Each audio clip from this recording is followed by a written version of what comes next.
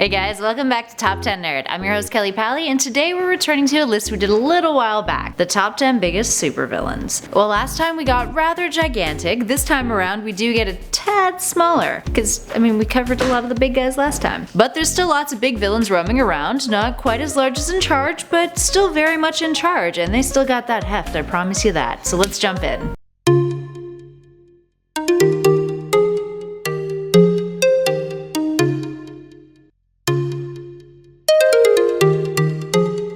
And at number 10 is Hector Hammond. Genius intellect, telepathy, and telekinetic, with an extremely large head. Jeez. While incredibly powerful, Hector Hammond's heft comes from his oversized cranium. Starting off as a petty criminal, he discovers fragments of a meteor that rapidly increases one's intellect from the radiation. And after getting rich off of it, he exposes himself to the meteorite, and it causes his head to grow immensely. From time to time, there's been incarnations of his character where his head is so large that he actually has to strap it to a chair in order to support its massive weight. Also worth noting that his head wasn't as large in that film adaptation of the Green Lantern that we all wish we could forget, but it was still larger than life. Oh, poor Peter Sarsgaard. Bad choices. And at number 9 is the Werewolf of Krypton. First appearing in 1976 in World's Finest Volume 1, issue 256, the Werewolf of Krypton, aka Lar-On, is freed accidentally from the Phantom Zone. In his werebeast form, he takes on both Batman and Superman until the two come up with a plan, which involves Superman flying the werewolf close to the sun so he'd revert to his regular state. While Lar-On is an average-sized Kryptonian man, his werewolf state is definitely on the bigger side, and it only takes 7 horrifying seconds to transform into. And based on the later incarnations of the character, he's visually gotten larger as the years go on, with artists interpreting him as bigger and badder looking each time. And at number 8 is Bane. Bane stands at 6 feet 8 inches tall and weighs 350 pounds. While Tom Hardy stood just over 6 feet in the film The Dark Knight Rises, with the help of platform shoes since he's actually 5'9", in the comics the character has a much larger stature, partially due to the steroid-like nature of Venom. When Venom was first introduced, it needed to constantly supply the user, and Bane in the earlier days had it attached into an apparatus in his suit, with a boost button that would inject even more Venom into his system, making him larger than ever. And at number 7 is King Shark. I really adore King Shark, mainly for his sense of humor, and, well, because he's a shark. That's part of it. Anyway, King Shark is a humanoid shark, who, similar to our number 9 spot, has increased in size over the years since his villainous days antagonizing Superboy. He's capable of berserker strength, capable of lifting around 100 tons, and is stronger than Aquaman, and previously even overpowered OMAC temporarily in one of his bouts of rage. And he's a shark. Sorry, moving on. Up next at number 6 is Red Hulk.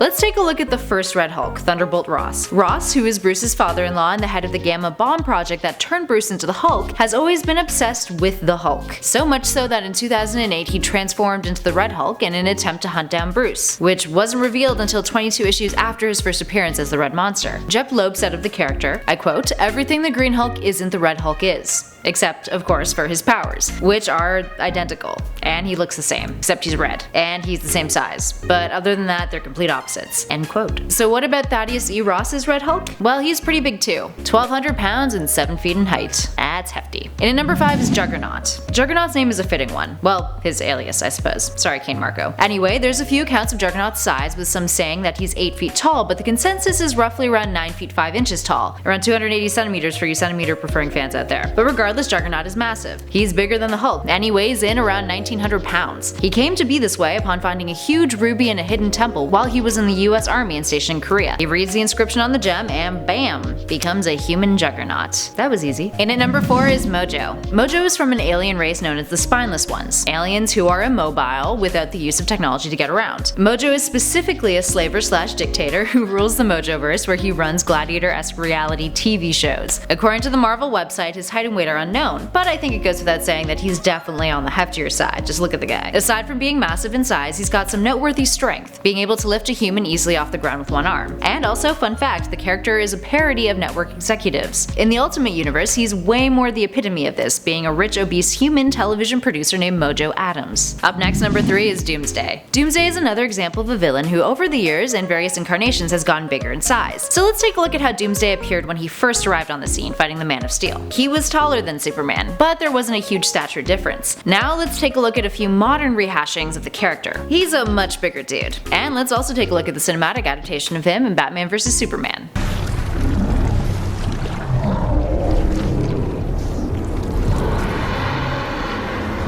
Yeah, I think he's increased in size over the years, surely. But regardless, he's big. Big supervillains. And at number 2 is Apocalypse. Apocalypse's size varies, mainly because of his ability to control his body on a molecular level, meaning he has an unlimited range in how large he dictates himself to be. But generally, he chooses to stand around 7 feet in height, with a weight of approximately 300 pounds. So while he may not inherently rival the size and weight of someone like Juggernaut, the self-molecular control, the shape-shifting, distortion of reality, matter and energy manipulation, and of course his size alteration abilities kind of help him get a higher number on this list. Remember guys, size isn't the only thing that matters, it's what you do with it that does. And in Apocalypse's case, that's destroying the weak. Oh, the implications of that sentence.